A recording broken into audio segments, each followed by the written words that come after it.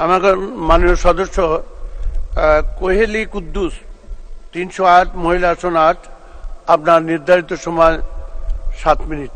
ধন্যবাদ। মাননীয় স্পিকার, আপনাকে ধন্যবাদ আমাকে 2024 এবং 25 অর্থ বছরের বাজেট আলোচনা বক্তব্য দেওয়ার সুযোগ করে দেওয়ার জন্য। সবাইকে ঈদুল আজহারের শুভেচ্ছা, ঈদ মোবারক। মাননীয় স্পিকার, বাংলাদেশ আওয়ামী লীগের ইশতেহার অনুযায়ী সুখী, সমৃদ্ধ, উন্নত ও স্মার্ট বাংলাদেশ বিনির্মাণের অঙ্গীকার নিয়ে মাননীয় অর্থমন্ত্রী মহোদয় 2024 এবং 2025 অর্থ বছরের 7,97,000 কোটি টাকার বাজেট গত 6 জুন মহান জাতীয় সংসদে পেশ করেছেন। সেই জন্য মাননীয় প্রধানমন্ত্রী জননেত্রী শেখ হাসিনা এবং মাননীয় অর্থমন্ত্রীকে ধন্যবাদ জানাই। আমার বাজেটের বক্তব্যের শুরুতেই গভীর শ্রদ্ধার সাথে স্মরণ করি হাজার বছরের শ্রেষ্ঠ বাঙালি, জাতির জনক বঙ্গবন্ধু শেখ মুজিবুর রহমানকে। মহান মুক্তিযুদ্ধের আত্মত্যাগকারী 30 লক্ষ শহীদ এবং 2 লক্ষ নির্যাতিত বোনদেরকে শ্রদ্ধার সাথে স্মরণ করি। 52 ভাষা আন্দোলনের শহীদদেরকেও আমরা শ্রদ্ধার সাথে স্মরণ করি। 1975 সালের 15 আগস্ট ঘাতকের বুলেটে নিহত বঙ্গমাতা শেখ ফজিলাতুন্নেসা মুজিব সহ পরিবারের সকলকে শ্রদ্ধার সাথে স্মরণ করছি। জেলখানার অভ্যন্তরে নিহত জাতীয় 4 নেতাকে শ্রদ্ধার সাথে স্মরণ করছি আমার বাবা চলন বিলের কৃতি সন্তান, নাটোর 4 আসনের 5 বার সংসদ সদস্য, আমৃত্যু সংসদ সদস্য এবং নাটোর জেলা আওয়ামী লীগের আমৃত্যু সভাপতি বীর মুক্তিযোদ্ধা অধ্যাপক আব্দুল কুদ্দুস সাহেবকে গভীর শ্রদ্ধার সাথে স্মরণ করছি, যিনি বঙ্গবন্ধু এবং শেখ হাসিনার প্রশ্নে ছিলেন আপোষহীন। মাননীয় স্পিকার, 1975 সালে জাতির পিতা বঙ্গবন্ধু শেখ মুজিবুর রহমানকে হত্যার মধ্য দিয়ে বাংলাদেশে হত্যার রাজনীতি শুরু হয়।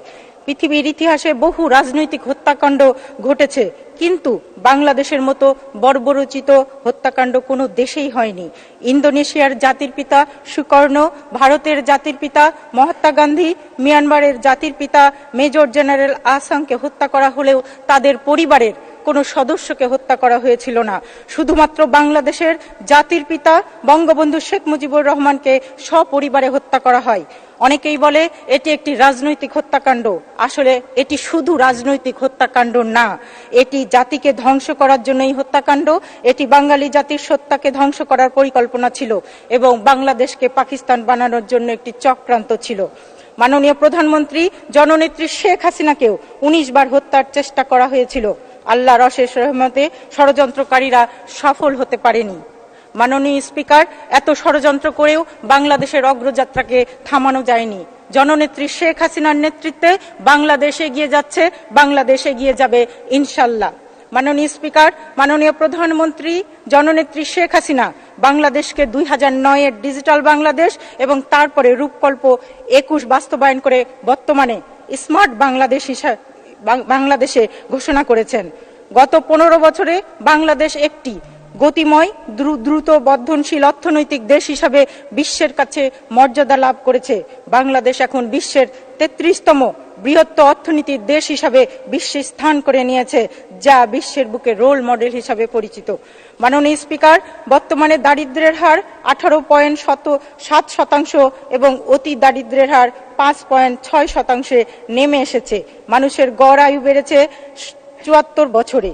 শিশু মৃত্যুর হার প্রতি 1000-এ 21 জন এবং মাতৃ মৃত্যুর হার প্রতি লাখে 161 জনে নেমে এসেছে। বিদ্যুৎ উৎপাদনে বিগত 15 বছরে 6 গুণ বৃদ্ধি পেয়ে 30,277 মেগাওয়াটে উন্নীত হয়েছে। বর্তমানে 100% মানুষ বিদ্যুতের সুবিধা পাচ্ছে। খাদ্য উৎপাদনে 4 গুণ বৃদ্ধি পেয়েছে এবং প্রায় সকল উপজেলা স্বাস্থ্য কমপ্লেক্সগুলোতে 50 শয্যায় উন্নীত করা হয়েছে। গ্রামীণ স্বাস্থ্যসেবা নিশ্চিত করার লক্ষ্যে 14,311টি কমিউনিটি ক্লিনিক নির্মাণ প্রধানমন্ত্রী শেখ হাসিনার যুগান্তকারী পদক্ষেপগুলোর মধ্যে অন্যতম, যেখানে বিনামূল্যে 27 প্রকার ওষুধ এবং স্বাস্থ্যসেবা পাচ্ছে দেশের সাধারণ জনগণ। মাননীয় স্পিকার, যোগাযোগ খাতে রেল সেতু, মেট্রো রেল, এলিভেটর, এক্সপ্রেসওয়ে সহ জেলা ও আঞ্চলিক মহাসড়কের পরিমাণ 3 গুণ বৃদ্ধি পেয়ে 32,600 78 কিলোমিটার রাস্তা নির্মিত হয়েছে। গ্রামীণ সড়কে প্রায় 76 গুণ বৃদ্ধি পেয়ে 2,37,446 কিলোমিটারে উন্নতি হয়েছে। তারপরে গ্রামীণ সড়ক উন্নয়ন খাতে বাজেট বৃদ্ধি করা জরুরি বলে আমি মনে করি। মাননীয় স্পিকার নারীর অর্থনৈতিক ক্ষেত্রে সর্বাধিক অংশগ্রহণের জন্য বিভিন্ন পদক্ষেপ গ্রহণ করেছে এই বাজেটে, যা সত্যই প্রশংসনীয়। শিক্ষা ক্ষেত্রে অভাবনীয় সাফল্য অর্জন সম্ভব হয়েছে এবং 2021 সালের মধ্যে উন্নত স্মার্ট বাংলাদেশ গড়ার লক্ষ্যে শিক্ষার পরিবেশ তৈরি এবং কর্মোপযোগী শিক্ষা ও কর্মসংস্থান তৈরিতে বিশেষ অগ্রাধিকার দিয়েছে এই বাজেটে। ব্যাপক কর্মসংস্থান সৃষ্টি, দক্ষ জনশক্তি গড়ার লক্ষ্যে কারিগরি শিক্ষাকে আধুনিকরণ করার উপযোগী সিদ্ধান্ত নেওয়া হয়েছে। তবে এই খাতে বাজেট বৃদ্ধি করা প্রয়োজন বলে আমি মনে করি। মাননীয় স্পিকার, তলাবিহীন ঝুড়ি থেকে বাংলাদেশ এখন পরমাণু বিদ্যুৎ, কর্ণফুলী টানেল, বঙ্গবন্ধু স্যাটেলাইটের দেশ, আর এইগুলোই সম্ভব হয়েছে কেবলমাত্র জননেত্রী শেখ হাসিনার জন্য। মাননীয় প্রধানমন্ত্রী জননেত্রী শেখ হাসিনার নেতৃত্বে চতুর্থ শিল্প বিপ্লব ঘটবে ইনশাল্লাহ, যেখানে কৃত্রিম বুদ্ধিমত্তার মাধ্যমে যুগান্তকারী বিভিন্ন প্রযুক্তির ব্যবহার করে নির্মিত হবে স্মার্ট বাংলাদেশ, যার ভিত্তি হবে স্মার্ট নাগরিক, স্মার্ট অর্থনীতি, স্মার্ট সরকার, স্মার্ট সমাজ ব্যবস্থা এবং স্মার্ট বাংলাদেশের মাথাপিছু আয় হবে 12,500 মার্কিন ডলার। দারিদ্র সীমা থাকবে 3% নিচে এবং অতি দারিদ্র সীমা শূন্য কোঠায় পৌঁছায় আসবে ইনশাল্লাহ। মাননীয় স্পিকার, আমাকে আরো 2 মিনিট সময় দিবেন। মাননীয় স্পিকার, বক্তব্যের শেষ প্রান্তে চলন বিলের গণমানুষের কিছু দাবির কথা আমি বলতে চাই।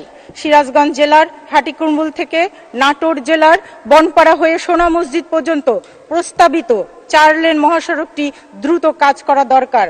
নাটোর জেলার বড়াইগ্রাম উপজেলার রাজ্জাকের মোড় থেকে পাবনা জেলার চাটমোহর উপজেলা পর্যন্ত এবং সিংড়া উপজেলা থেকে গুরুদাসপুর উপজেলার নয়াবাজার পর্যন্ত 2টি রাস্তা অত্যন্ত জনবহুল ও ব্যস্ততম সড়ক হয়।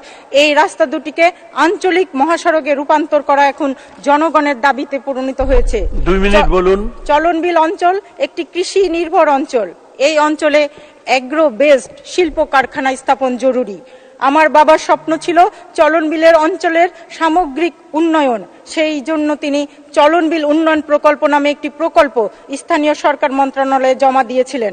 সেই প্রকল্পটি দ্রুত কার্যকর করার জন্য স্থানীয় সরকার মন্ত্রণালয়ের মাননীয় মন্ত্রী মহোদয়ের দৃষ্টি আকর্ষণ করছি। মাননীয় প্রধানমন্ত্রী ঘোষিত নাটোরে ডক্টর এম ওয়াজেদ আলী কৃষি বিশ্ববিদ্যালয় ও লালপুরের অর্থনৈতিক জোনের কাজ দ্রুত শুরু করা প্রয়োজন। মাননীয় স্পিকার, বৈষয়িক প্রেক্ষাপট, মুদ্রাস্ফীতি, দ্রব্যমূল্যের ঊর্ধ্বগতি, জলবায়ু পরিবর্তনের বিরূপ প্রভাব সহ বিভিন্ন চ্যালেঞ্জকে মোকাবিলা করে জনমানুষের জননেত্রী শেখ হাসিনার সাহসী, গতিশীল, কৌশল ও দূরদর্শী দিক নির্দেশনায় 2041 সালের মধ্যে একটি জ্ঞানভিত্তিক সুখী সমৃদ্ধি স্মার্ট বাংলাদেশ বিনির্মাণের স্বপ্ন পূরণ করে আমরা সামনে এগিয়ে যাব ইনশাল্লাহ। মাননীয় স্পিকার, সর্বোপরি বক্তব্যের শেষ প্রান্তে বলতে চাই, এই বাজেট গণমানুষের কল্যাণের বাজেট, এই বাজেট জনবান্ধব বাজেট। তাই বলি, আমাদের একজন শেখ হাসিনা আছে। শেখ হাসিনা যতক্ষণ এই বাংলাদেশের হাত ধরে আছে ততক্ষণ এই বাংলাদেশকে কেউ দাবিয়ে রাখতে পারবে না। মাননীয় স্পিকার, আমি এই বাজেটের উত্তরোত্তর সমৃদ্ধ কামনা করছি এবং আগামী স্মার্ট এবং অপার সম্ভাবনার বাংলাদেশ বিনির্মাণে একজন সহযাত্রী হিসাবে কাজ করতে পারি সেই প্রত্যাশা করছি। একজন হেরে না যাওয়া সৈনিকের নাম বঙ্গবন্ধু, একজন অন্যায়ের কাছে মাথা না নোয়ার যোদ্ধার নাম হচ্ছে শেখ হাসিনা। আওয়ামী লীগের 75তম জন্মবার্ষিকী উপলক্ষে সকল নেতাকর্মীকে শুভেচ্ছা জানিয়ে আমি আমার বক্তব্য শেষ করছি। জয় বাংলা, জয় বঙ্গবন্ধু, বাংলাদেশ চিরজীবী হোক। ধন্যবাদ মাননীয় সদস্য সুন্দর বক্তব্য উপস্থাপন করবার জন্য।